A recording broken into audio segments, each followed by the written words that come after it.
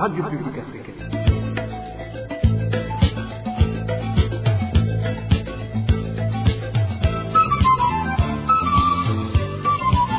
Radio Publique Africaine.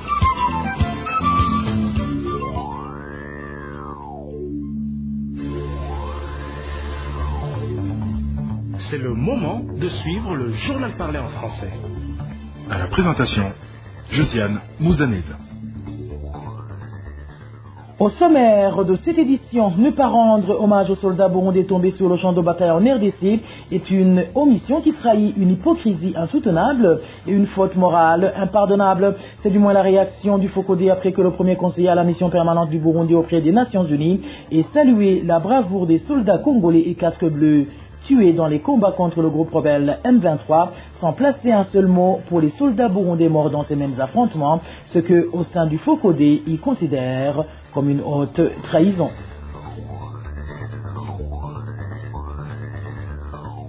Les cultivateurs de différentes provinces du pays ne décolèrent pas. En effet, le gouvernement vient de leur demander de payer les intrants de la saison culturelle B, alors qu'ils n'ont toujours pas reçu ce comptant pour la saison culturelle A. Vous le suivrez dans ce journal. Dans ce journal, nous vous parlerons également du calvaire vécu par les fonctionnaires et autres employés qui ne cessent d'avoir des accrochages avec leurs supérieurs suite au retard répétitif occasionné par le manque de moyens de transport. En cette période où il s'observe une pénurie récurrente du carburant, voilà pour les grandes articulations. Dis le bonsoir chez vous, mesdames et messieurs. Tout de suite, le développement de ces titres.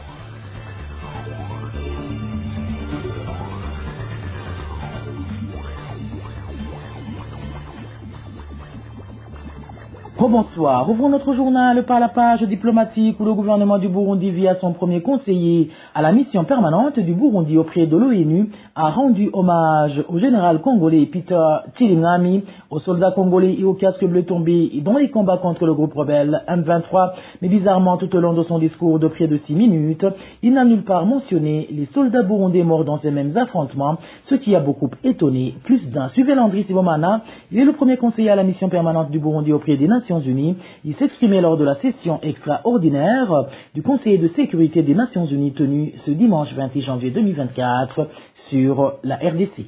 Ma délégation se félicite de participer à ce briefing sur la détérioration de la situation sécuritaire en RDC et salue la présence de son Excellence Madame Thérèse Kaikwamba-Wagner, ministre des Affaires étrangères de la RDC, tout en se réjouissant de la qualité des présentations faites par Madame Bintou Keïta, représentante spéciale du secrétaire général des Nations Unies pour la RDC et chef de la MONUSCO, Monsieur Jean-Pierre Lacroix, sous-secrétaire général du département des opérations de paix, et Madame Joyce Msuya, secrétaire général adjoint aux affaires humanitaires et coordonnateur adjoint des secours d'urgence. Le gouvernement du Burundi présente ses condoléances au peuple et au gouvernement congolais suite à l'assassinat du gouverneur du Nord Kivu, le général Chirimwami, ainsi qu'aux familles et pays des casques bleus et de SAMI RDC qui ont perdu leur vie.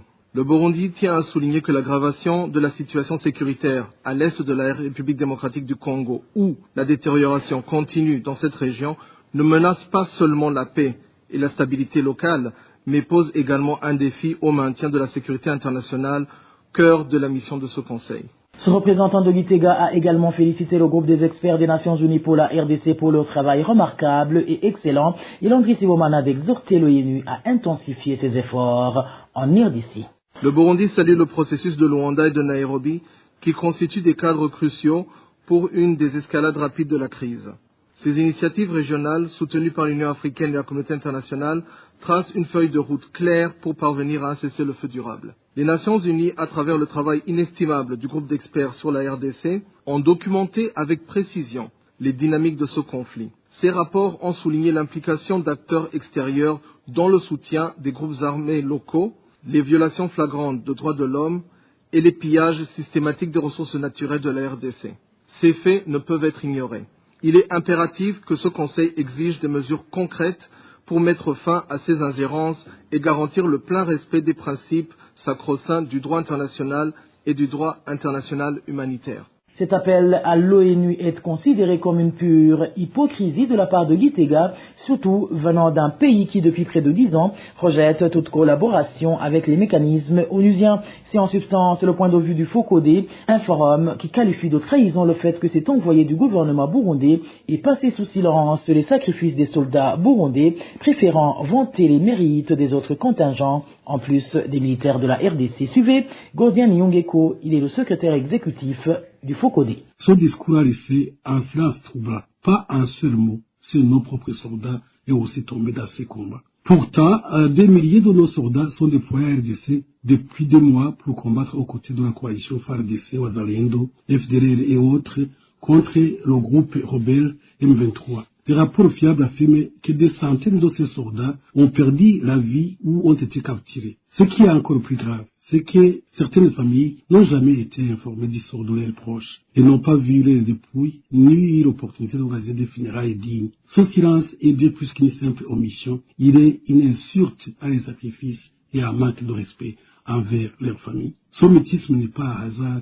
Il montre une volonté claire de cacher l'ampleur du rôle du Burundi dans cette guerre. En taisant les pertes, le Burundi évite de poser la vraie question. Pourquoi nos soldats sont-ils envoyés dans une guerre qui au départ ne nous concernait pas? Cette absence de reconnaissance cache des intérêts mesquins du président Ndayishimiye et son petit groupe de généraux. Encore, ce qui est grave, c'est d'appeler l'ONU d'intervenir ailleurs. Mais il oublie que depuis 2015, le Burundi a refusé toute forme de collaboration avec les mécanismes des Nations Unies. Il a fermé le bureau de l'Office du Haut-Commissariat aux droits de l'homme. Il a bloqué des enquêteurs internationaux sur la situation des droits de l'homme. Et il a refusé jusqu'à aujourd'hui toute forme de collaboration avec le rapporteur spécial de l'ONU sur le Burundi. Aujourd'hui, alors, le Burundi exhorte à cette même ONU d'intervenir à RDC tout en refusant d'assumer notre propre responsabilité. Ce double discours affaiblit notre image sur la scène internationale. Ignorer nos soldats tombés sur le champ d'honneur, c'est nier les sacrifices. Ce silence est une faute grave, une trahison qui blesse profondément les familles et les sœurs dans leur deuil. Tant que ce silence continuera, nous abandonnerons non seulement nos soldats, mais aussi notre honneur national. Ce n'est qu'en reconnaissant les mémoires et en soutenant les familles que le Burundi pourra commencer à réparer cette injustice. Je vous le disais en titre, en pleine pénurie du carburant, les fonctionnaires font des acrobaties pour se rendre au travail, ce qui fait que des services, tant publics que privés, fonctionnent au ralenti.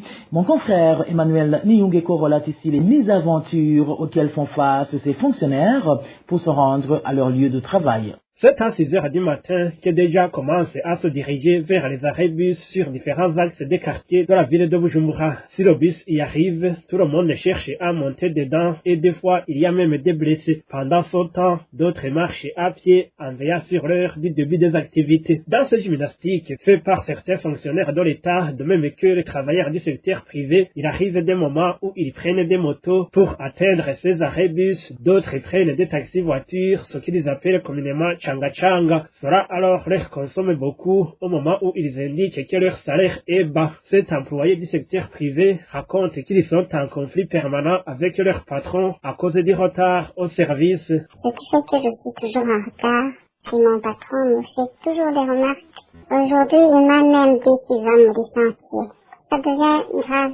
Je ne sais pas quoi faire. Les citoyens font savoir qu'ils sont souvent victimes lorsqu'ils vont solliciter des services dans différents départements et qu'ils trouvent que les activités n'ont pas encore commencé. Une situation qui les oblige d'attendre longuement. Imagine ce qui se passe quand tu vas demander un service dans un bureau. Tu arrives et tu trouves le service vide car personne pour t'accueillir à cause du problème de carburant. Et tu fais beaucoup de temps à attendre jusqu'à rater d'autres programmes. C'est vraiment inexplicable, c'est triste. Les travailleurs qui se sont confiés à la RPA demandent à leurs employeurs de les comprendre une fois arrivés en retard, car tout cela est dû à la pénurie de carburant, explique-t-il. Merci à toi Emmanuel Nyongeko. En page agriculture, l'on parle des grognes des cultivateurs des provinces Rutana et Makamba qui disent ne pas comprendre pourquoi on les mobilise à payer les fertilisants de la saison culturale B alors qu'ils attendent toujours les fertilisants de la saison culturale A payés depuis plusieurs mois, d'où ils demandent au gouvernement de les régulariser d'abord pour les intrants de la précédente saison culturelle. Elle était avec Clovis Nyonzima. que c'est vraiment déplorable de voir que les agriculteurs dépensent toujours leur argent pour payer les fertilisants, mais qu'une saison se termine et arrive le moment d'un nouveau paiement de fertilisants, alors que les fertilisants payés ne sont pas encore livrés aux agriculteurs. Point de vue des agriculteurs de Bukemba, en province de Rutana, qui se demandent d'ailleurs de ce que vont faire des tickets qu'ils gardent dangereusement en attente de leurs fertilisants. Nous n'avons pas eu les fertilisants que nous avons payés. Nous avons toujours sur nous les récits.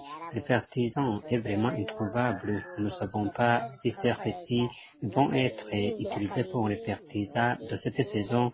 En fait, nous ne savons rien car le gouvernement a toujours une dette pour nous.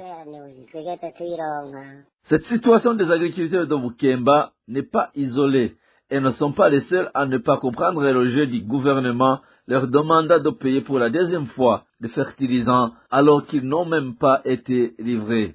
Cet habitant de la commune de Mabanda, en province Makamba, demande au gouvernement de faire preuve d'humanité et faire en sorte que ces agriculteurs soient servis en les fertilisants qu'ils ont naguère payés. Nous n'avons que des récits sur nous alors que nous avons payé notre argent. Il faut que le gouvernement fasse quelque chose pour que nous soyons rétablis dans nos droits. Il serait inopportun de payer encore une fois le fertilisant de la saison B alors que le fertilisant payé pour la saison A n'a toujours pas été livré.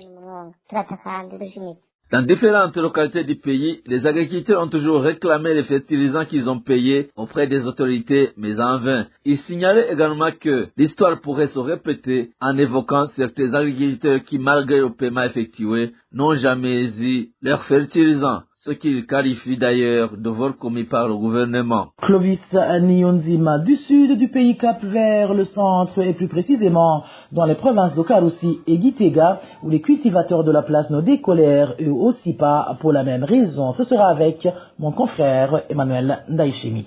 Certains cultivateurs de la province Karouzi disent être étonnés de la paire du ministère de l'Agriculture qui les demandait de payer l'avance destinée à l'achat des engrais chimiques alors qu'ils n'ont pas encore reçu la totalité des fertilisants commandés durant la saison culturelle précédente. Nous sommes étonnés de voir qu'ils nous obligent de payer de l'argent destiné à l'achat des engrais chimiques. Ils nous disent que cet argent est destiné pour les fertilisants à utiliser durant la saison culturelle B alors que nous n'avions pas encore reçu la totalité des fertilisants commandés et payés avant. Nous avons toujours des reçus de paiement. Même son d'Okroche en province de Gitega, où des agriculteurs les lamentent et aussi de n'avoir pas été servis de tous les fertilisants commandés. Nous sommes attristés de n'avoir pas été servis de tous les fertilisants commandés pour la saison culturelle à passer. Les cultivateurs enregistrent de grandes pertes quand ils donnent leur argent et qu'en retour, ils ne sont pas servis. Ces habitants de la province Gitega et Karouzi demandent au ministère de l'Agriculture de leur donner les fertilisants dont ils attendent depuis une longue période. Il faut d'abord qu'ils nous régularisent les fertilisants payés durant la saison culturelle A, que ce soit Imbura ou Totaraza, avant qu'ils exigent de nouveau les paiements d'avance.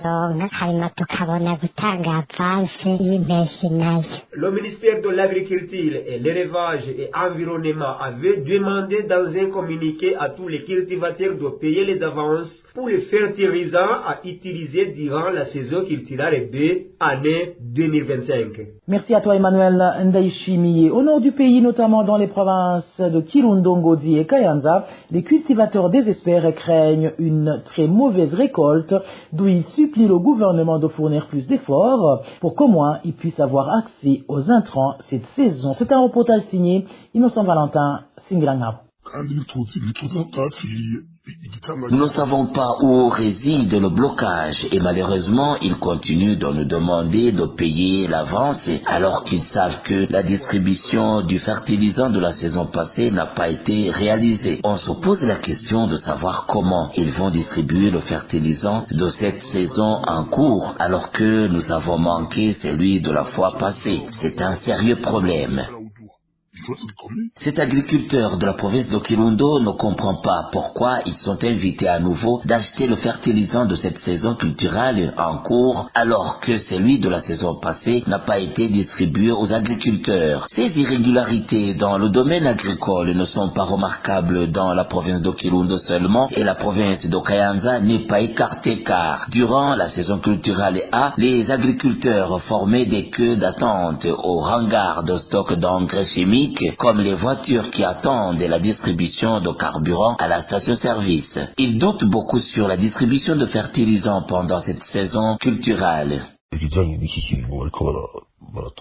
Concernant l'ajournement du paiement de fertilisants, c'est presque la même chose que la fois passée parce qu'ils avaient ajourné. Mais ce qui nous étonne le plus, c'est que nous avons reçu le fertilisant dans les mauvaises conditions jusqu'à ce que certains agriculteurs l'ont reçu pendant que les cultures de maïs avaient déjà manifesté les maïs mangeables. Et c'est fait que certains agriculteurs passent la nuit au hangar de stockage de fertilisants tout en espérant qu'ils seront servis le lendemain.